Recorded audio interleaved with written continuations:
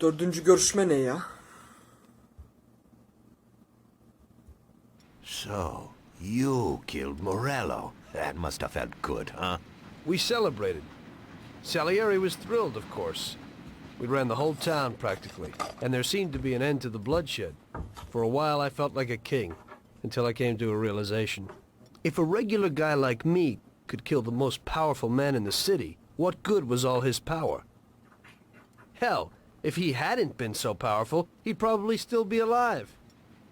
It seemed to me that no matter how strong someone was, there was always somebody stronger to take them out. So where did that intuitive thought take you? Greediness is bullshit. When you have no money, you think that a few bucks a month will be enough.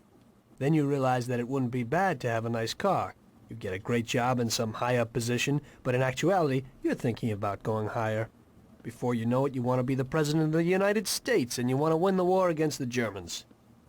Luckily, that won't happen. Plus, the whole strategy of watching other people's backs has one basic flaw. The whole time you have to watch your own back, in case someone else has the same idea. So I thought to myself that maybe I ought to change my priorities a little. Great Bible story. Laugh it up. You know where it got me in the end. This. Who is it? It's from 1920. The old man is Don Pepone. The two younger ones are Salieri and Morello.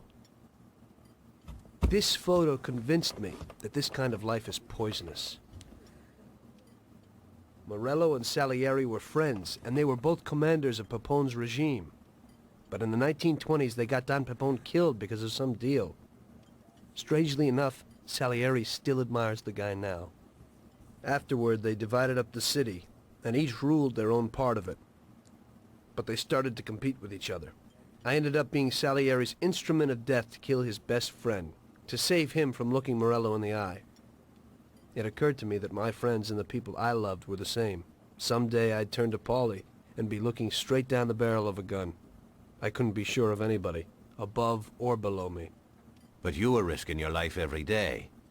Being a sharpshooter for the Mafia ain't no bed of roses the way you tell it. It's different when you're living it. When you're full of energy and you're fighting for your life with someone who's like your brother. You're just two soldiers who know what needs to be done. And it all depends on your ability to survive. It's a war. The constant feeling that you can't even trust your best friend is terrible. You are alone, and death can come from anywhere. I'd lie awake at night wondering if the joke my best friend told me was really just a joke, or if I should get prepared for my own execution. A person needs someone he can trust.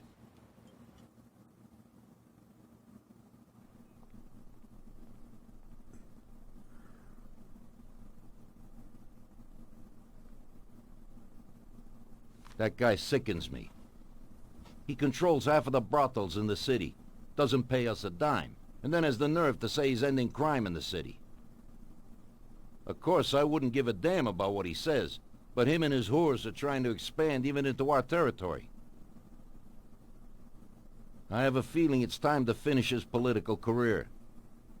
Devam With the ediyoruz. election's such a long way off, we'll have to remove him physically. I don't know, boss. Haven't we seen enough violence for a while? I just have a strange feeling about this. Tommy, we're on the verge of running this town. He's the only thing that's standing in our way. Şehri ele geçireceğiz. You want him knocked off in public like Morello? In public, yeah. But not like Morello. Remember that knocking off a politician is messier than offing a gangster.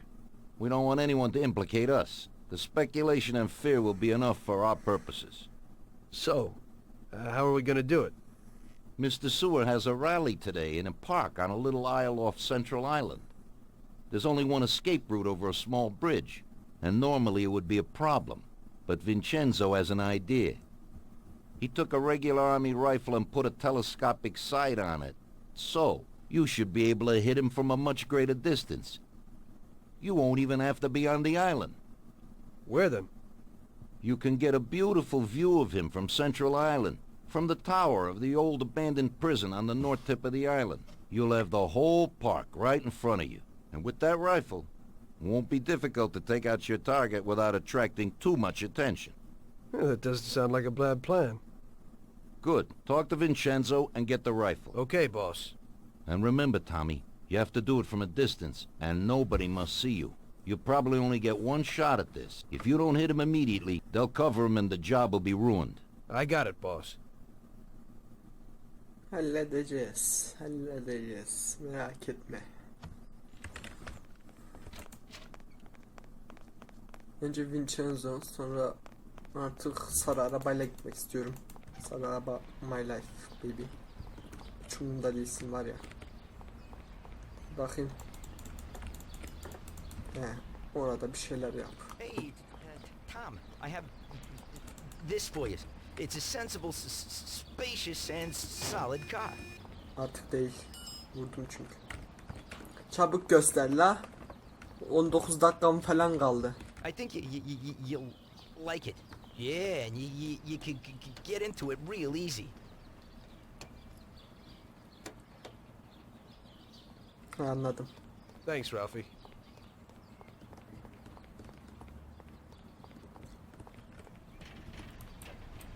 Hoba. Bana o teleskopik şeyi ver. Nerede? Hey, you got some heavy-duty gear for me, Vincenzo? You need to Vincenzo. pick this guy off at a distance, right? So I dug out the best weapon for you. The military trains by mounting a sight on this standard rifle, similar to a hunting rifle. I got hold of a Mosin Nagant rifle. It's produced here, but the Russians upgraded it to a marksman's rifle. It's a good, precise weapon. It looks interesting. Well, I hope it works. Well, Tom, take a decent handgun, too. You never know who you might bump into. Ain't that the truth? Thanks. Uzaktan öldüreceğiz de kesin sıkıntı çıkacak. Değil mi? Hayatım duruyor orada ya, ne güzel. Şu Colt dedektif değil, Colt 1911.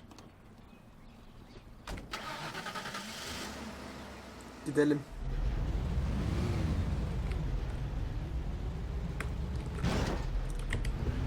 Evet. O direği oraya niye diktiniz? Dövüşeyim mi şimdi? Seçim yarışmaz. Seçimi göreceksiniz birazdan. Size seçimi göstereceğim.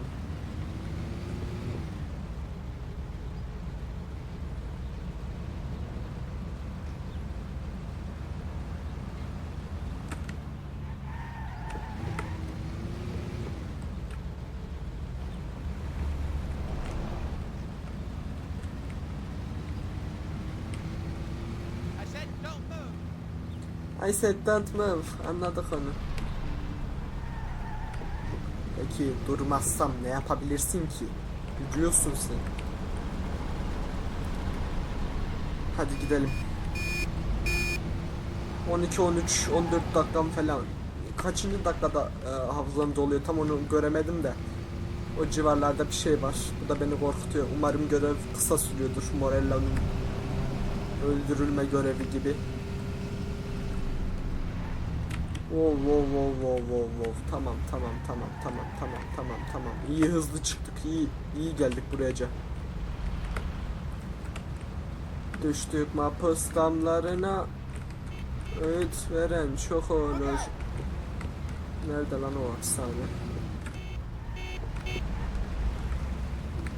Düştük Maphus damlarına.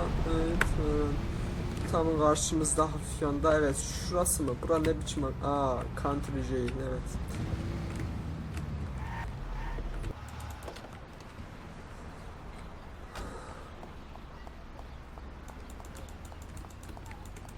Evet, buradan giremeyeceğiz anlaşılan. Kod dedektif, kod 1911.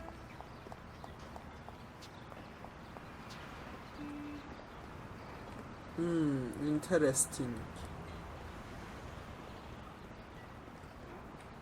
Şey diyeyim mi? Mister, can't come in here. We're working. Hey, what are you doing, Mac? You can't go in there. You deaf? Lan sıkıyorsa durdurmaya çalış.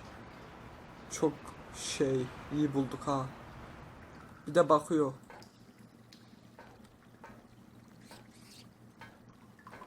Atla. Zıpla bebeğim. You can't go in there. You deaf? Bu kadar mı? Kanalizasyonlara iyi bakmak lazım. Neydi oyunun ismi? Arkham City değil. Origins. Orada hapishanenin önünde bir saat dolanıyorum. Meğerse yerde şey varmış. Oradan girecek. Köpek mi lan o? Ana. Şey diyeyim mi? Kilitleri vurarak açabiliyorduk. Bundan yapacağız mı? Şuradan ateş edeceğiz galiba. Adada orada falan sanırım. Kod dedektif, kod 1911.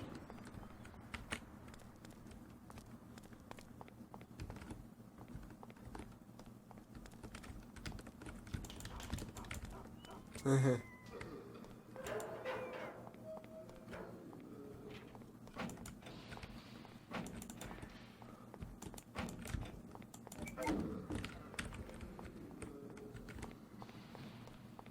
Burası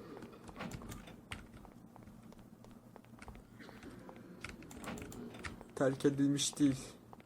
Tinerci mi var artık?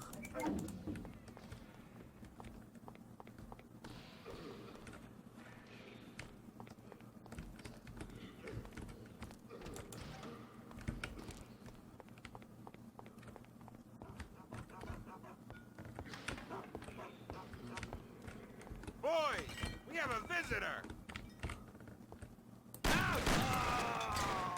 İyi ki sıktım. Bunlar da sıkacakmış belli.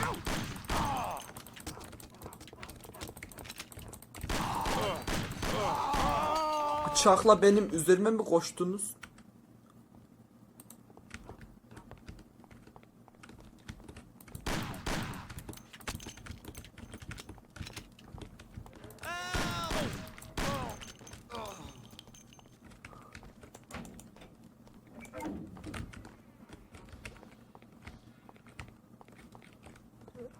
Yukarıya gideceğiz sanırım ya. Hey, Aa! what's going on? Ana! Oh.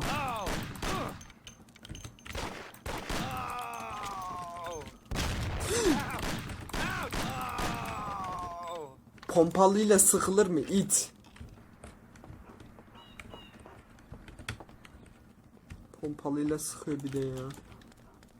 Oğlum. Biz buraya niye geldik o zaman lan?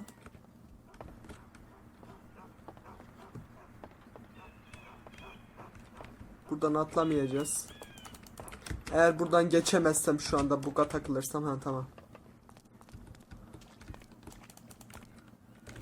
Allah Allah.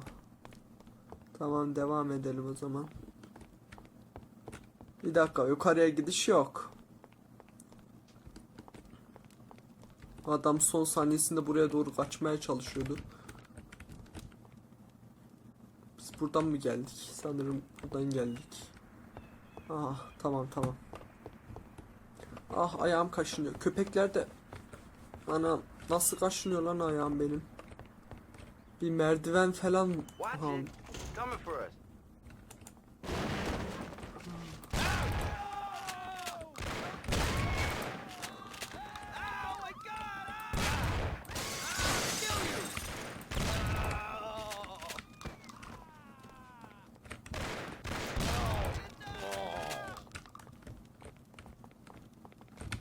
Buralarda falan.